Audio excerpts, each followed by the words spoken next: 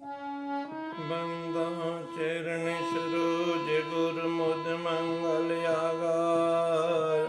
जेहि सेवत नर होत हैं भव सागर से पार। गुरु जी की सुमिरन मात्र से नाशत विघ्न अनंत। तासे सर्व आरंभ में ध्यावत हैं सब संत। नैनन भीतर आओ तुम नैन झाँप तो लें। नाम देखूं और कौन तो देखन दें।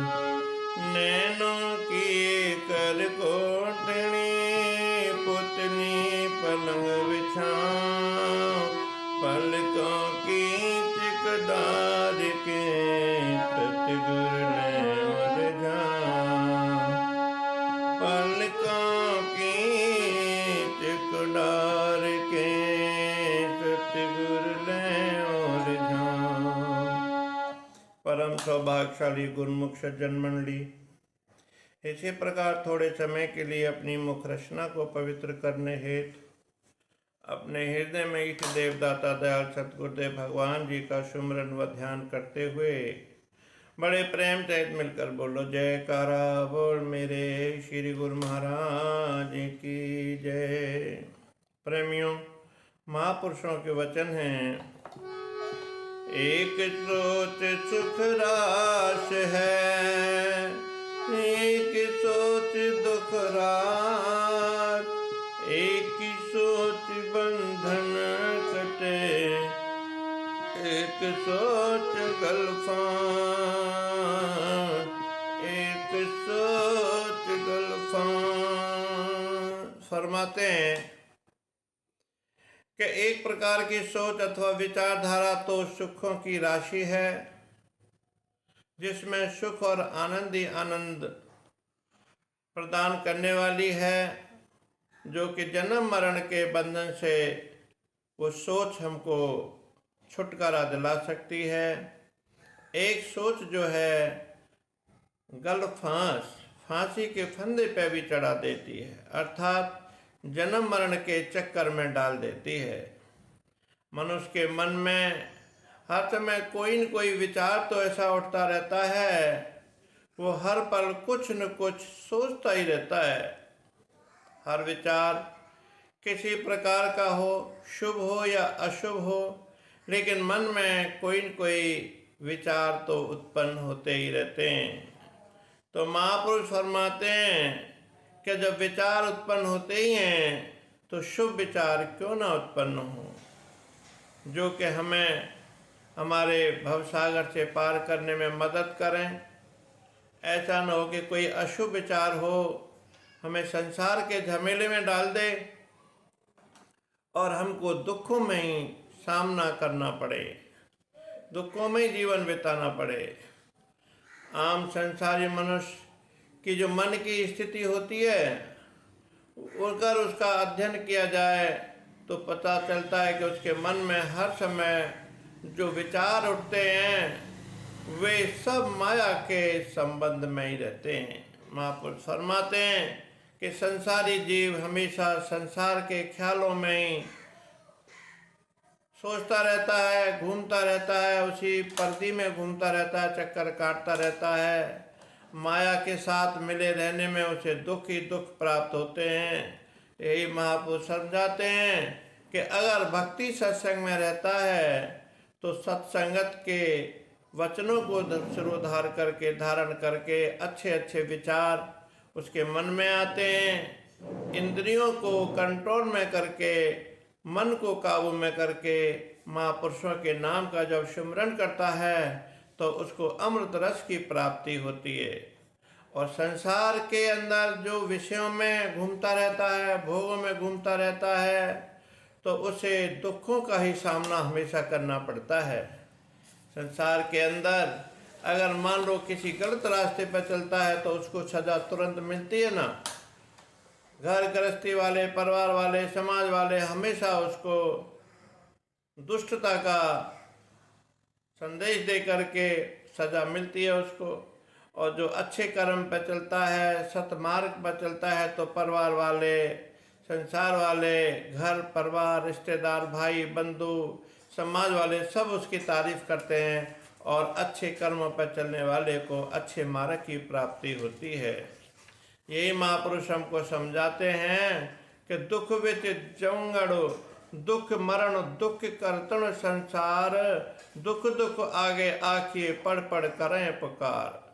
दुख किया पंडा खुलिया, सुख न निकलिए कोय, दुख विच जीव जलाइया, दुखिया चलिया रोए। अर्थात संसार का समूचा व्यवहार, जन्म मरण सब दुखों का ही संपूर्ण खजाना है, भंडार है।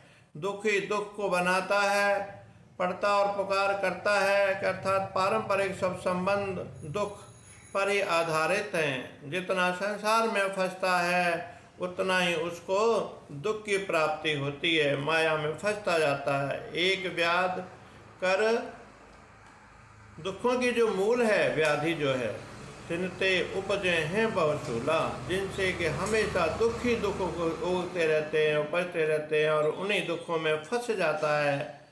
जिस प्रकार से कि एक बंदर अपने लोभ में आकर के माया के चंगुल में फंस जाता है और मदारी के साथ सारी जिंदगी नाचता ही रहता है, ठीक उसी प्रकार से ये मनुष्य भी माया के चक्कर में फंस जाता है, तो उस समय वो दुख में ही जिंदगी काटता रहता है।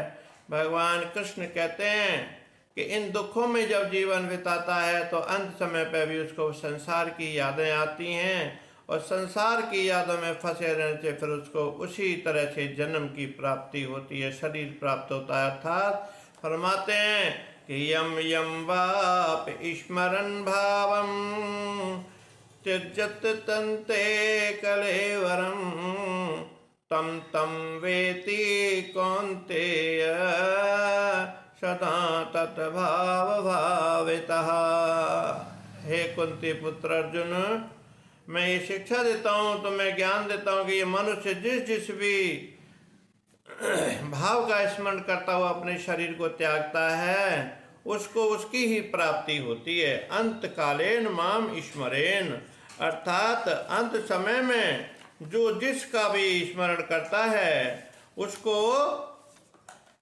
वही पदवी प्राप्त होती है, वही योनि प्राप्त होती है। यह प्रयाति स मद्भावम यात न सत्यत संशय, अर्थात वो मेरे साक्षात स्वरूप को जब प्राप्त होता है, अगर मेरे भाव में मेरे रूप को मेरे याद करता है, अर्थात मेरे को स्मरण करता हुआ जब शरीर छोड़ता है, तो वो मेरे ही धाम को प्राप्त होता है। इसमें कोई संशय नहीं है।